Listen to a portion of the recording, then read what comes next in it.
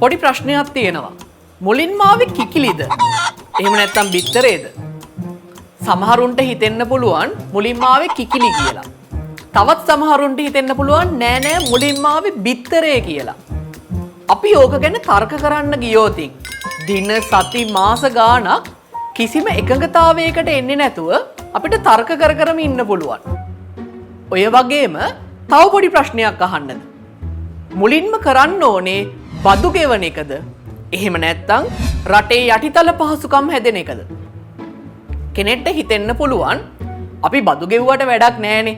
අපිට අවශ්‍ය විදිහට පාරවල් ටික හැදෙන්නේ නැත්තම්, රෝහල් ටික පාසල් ටික නඩත්තුවකට අනුව පවත්වාගෙන යන්නේ නැත්තම් මොකටද අපි බදු ගෙවන්නේ කියලා.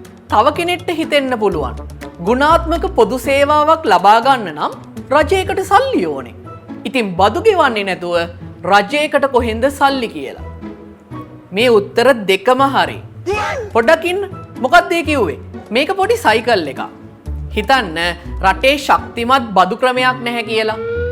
එතකොට ජනතාව කරන්නේ තමන්ගේ තියෙන වත්කම් හංගන එක. වත්කම් හංගනවා කියන්නේ ඉතින් රටට ලැබෙන බදු ආදායම අඩු වෙනවා කියන එක.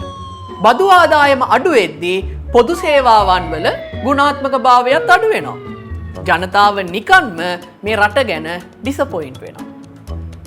හැබැයි අපේ රටේ ශක්තිමත් බදු ක්‍රමයක් තියෙනවනම් එතකොට ජනතාව බදු ආදායම් ගෙවන්න පෙළඹෙනවා.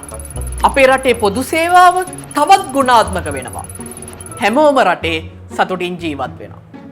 ඒක නිසා මේ ප්‍රශ්නෙත් ඇත්තටම කිකිලිද බිත්තරේද වගේ ප්‍රශ්නයක්. කෙනෙක්ට හිතෙන්න පුළුවන් වුණාට මුලින්ම අපි බදු ගෙවන්න ඕනේ නැහැ, යටිතල පහසුකම් හැදෙන්න ඕනේ කියලා. රජයකට කොහෙන්ද යටිතල පහසුකම් හදන්න සල්ලි? මොකද සල්ලි කියන දේවල් ගස්වල හැදෙන්නේ නැහනේ.